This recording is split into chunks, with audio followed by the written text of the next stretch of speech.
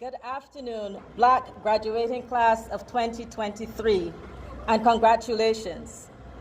Welcome, family, friends, and supporters, and happy Mother's Day to all who fill that role. It is an honor to be with you here today. Education is a beautiful and powerful thing. My friend Bob said, "Emancipate yourselves from mental slavery. None but ourselves can free our minds."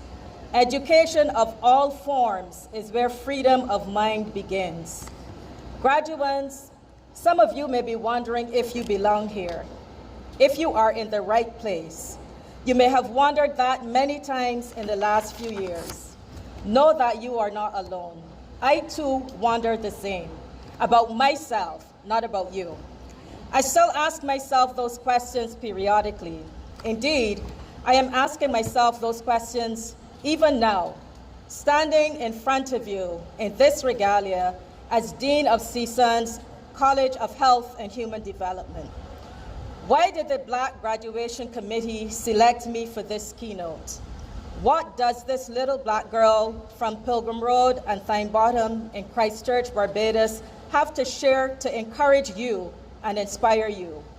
Who am I to talk not just about being black, but being black, brilliant, powerful, and unapologetically so? First of all, let me assure you that yes, without a doubt, you are brilliant, powerful, and you belong here. I belong here.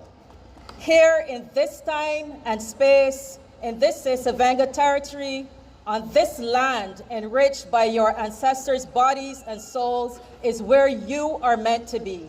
It is where I am meant to be. We belong here, but we did not get to this juncture in our lives on our own.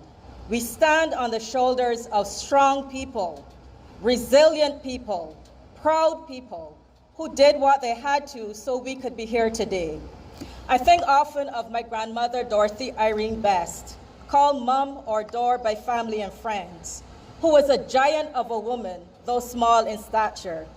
Mom labored in the plantation fields with a fork, a sickle, and a hoe, from daybreak to sunset to provide for her family.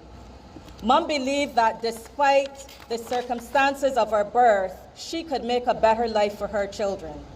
She believed that despite having little education herself, her children and her grandchildren should be educated to make a better life for themselves and for each other. So I stand proudly on Mom's shoulders. I also stand on the shoulders of Mom's parents and our enslaved ancestors, of my mother, my aunts and uncles, my cousins, and the village that raised me.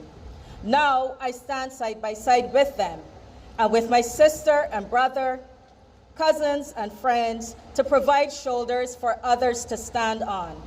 Our tools may be different to our ancestors, but our labor and our purpose are the same.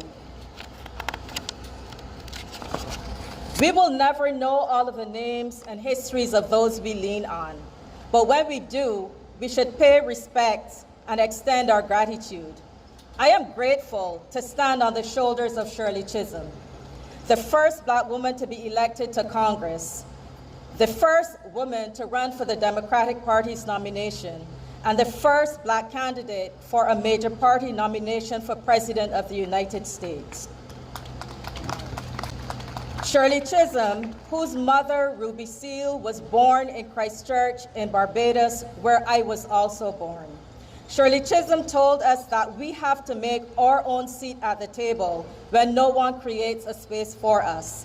But we also have to create seats and spaces for other people as well. So I ask you, graduates, whose shoulders are you standing on? Who will you let stand on your shoulders here and now?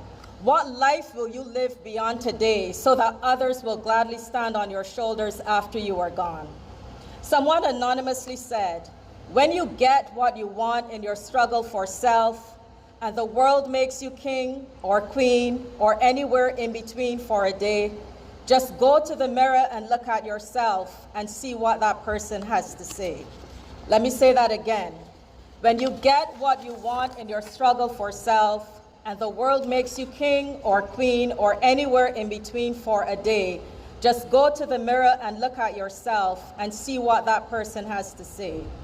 For it isn't your father or mother or partner or husband or wife whose judgment upon you must pass. The person whose verdict counts most in your life is the one staring back from the glass.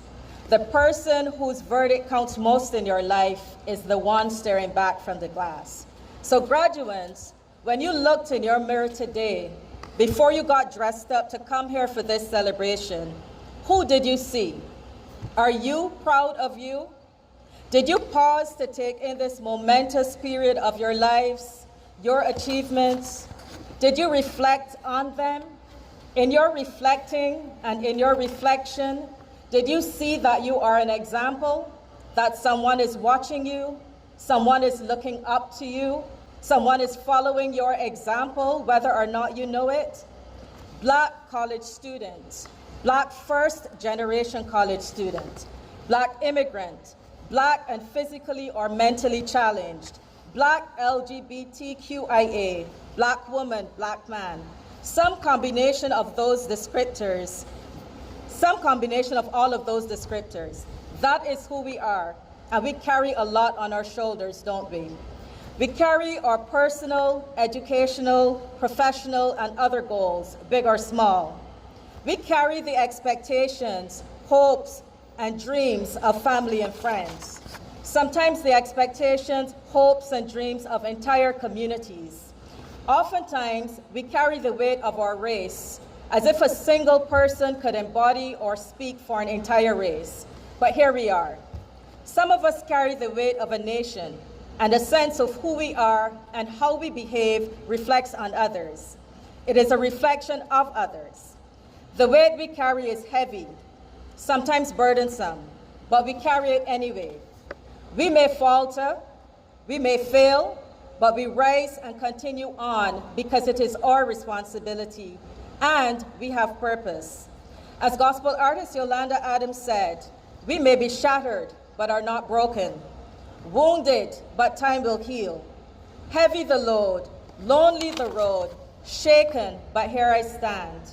Weary, still I press on. Long are the days, the tears I cry. Dark are the days, no sun in the sky. Yet, still I rise.